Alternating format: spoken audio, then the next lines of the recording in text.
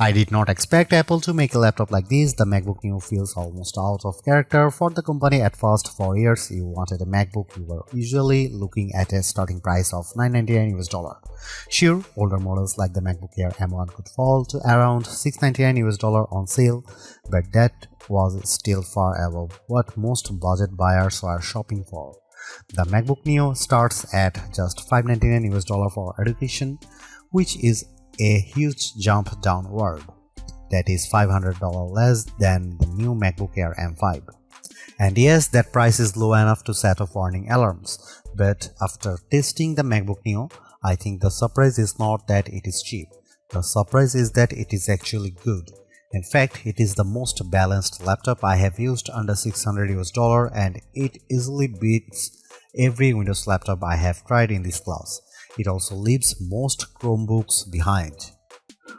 For $599 US, Apple gives you an aluminum body that feels solid and premium, a bright 500 nit display with rich color, and the A18 Pro chip, which is fast enough for everyday work, streaming, browsing, light productivity, and casual game. The side-mounted speakers are also much better than they have any right to be at this price. So, what did Apple give up to make that happen? Where does this laptop fit in the wider market? And should you actually buy it? Let's get into the full MacBook Neo review. The MacBook Neo is one of the most interesting Apple products in a long time, and it launches at a time when value matters more than ever. Prices are rising across consumer electronics, memory is getting more expensive, global trade pressure is still affecting hardware costs, and people are simply more cautious with money than they used to be. Apple is usually treated as the company that sells premium gear, and that is mostly true.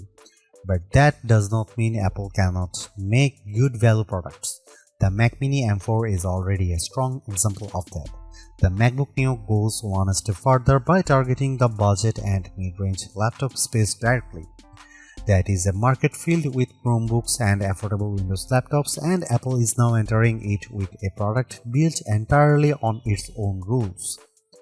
And that is the key point here. The MacBook Neo is cheaper, but it does not feel striped down in the usual way. You still get a beautiful aluminum laptop, now offered in 4 lively color options that make Apple's lineup feel more fun again.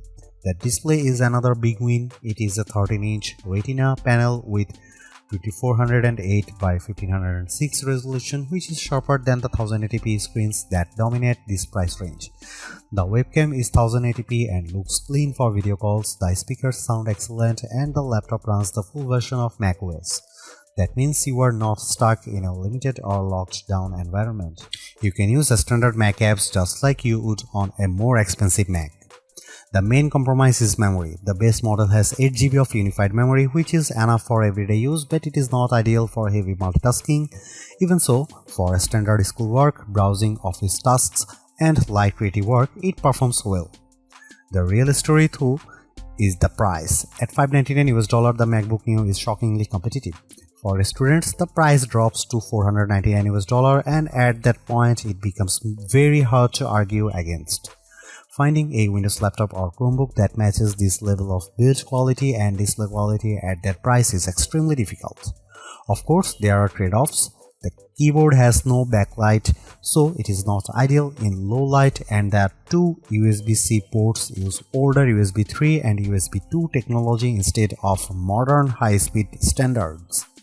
Still, even with those compromises, Apple has made one of the strongest budget laptops available in 2026. It may not be the cheapest laptop you can buy, but it is one of the most complete. That alone makes it a serious problem for the competition.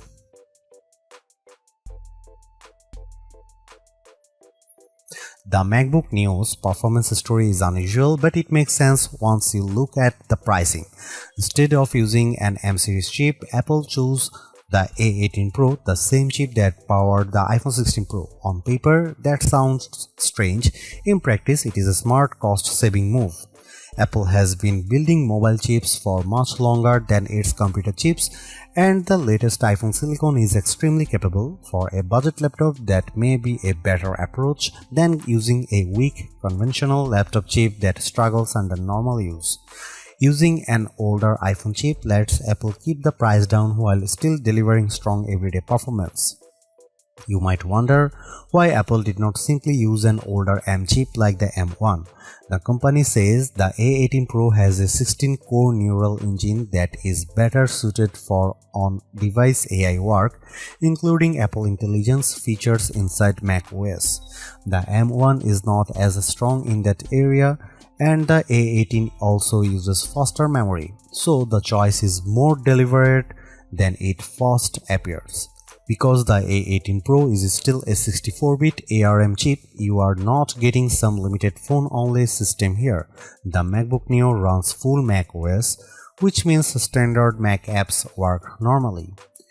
And that matters. This is not a lockdown machine like many Chromebooks, which are limited to a narrower set of apps, or Windows 11 laptops, which are restricted in annoying ways and often push you toward Microsoft Store downloads and Edge browsing. The MacBook Neo avoids that kind of frustration completely.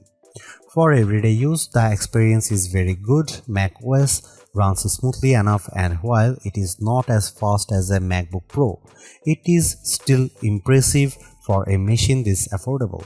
I would recommend keeping the workload light and realistic.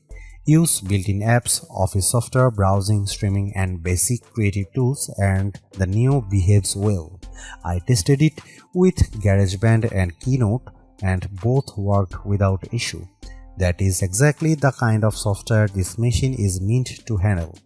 It can also go further. I installed Steam, which needs Rosetta on non-Intel hardware, and it ran fine. That shows how open the Neo is compared with Chromebooks and other budget systems. You are not trapped inside a limited app ecosystem. Apple's ecosystem integration is also fully intact. You can mirror your iPhone, move files between devices, share your clipboard, make calls, send messages, and use an iPad as a second display. I even tested it with the new M5 iPad Pro, which is very uneven pairing in terms of price, but the feature worked great. That is one of the best things about the MacBook Neo. It still feels like a real Mac, not a cheaper version of one. The limits are mostly about hardware. If you want heavy 3D rendering, serious video editing, or a big creative workload, this is not the right machine. It can do a lot, but it is not meant to do everything. The 8GB of unified memory is the biggest technical concern. Unified memory is shared across the system and graphics, so once you start opening multiple apps or using more demanding workloads, it fills up quickly. During my testing with Safari, Keynote, GarageBand, and a Steam download running, memory usage reached roughly 6.48 GB to 7 GB. That is very close to the ceiling. And once memory is maxed out, the system slows down. There is no upgrade path here, and you cannot just add more RAM later. So the memory choice has to work for your needs from day one. For light users, it is probably enough. For heavier multitaskers, it is not. If you are planning to use the laptop for more demanding work, the MacBook Air M5 is the better choice because it starts with 16 GB of unified memory. The Neo is a good machine, but it is not built for high-pressure workloads. Gaming is possible too, though not in a high-end way.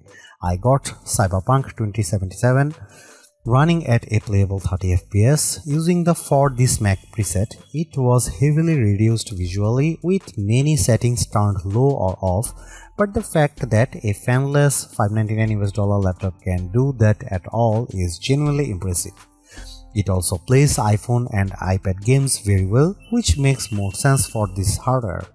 Overall, the performance is strong for the money. It is good for school, web work, media, and light productivity. It is flexible, quiet, and more capable than most rivals, but it is still a budget machine and it should be treated like one. One more plus, it is fanless. That means silent operation, which is a big deal when you compare it with budget Windows laptops that often becomes noisy under load. The MacBook Neo is the best budget laptop you can buy right now. It sits at the higher end of the budget category, but the quality gap between it and most Windows laptops or Chromebooks at the same price is hard to ignore.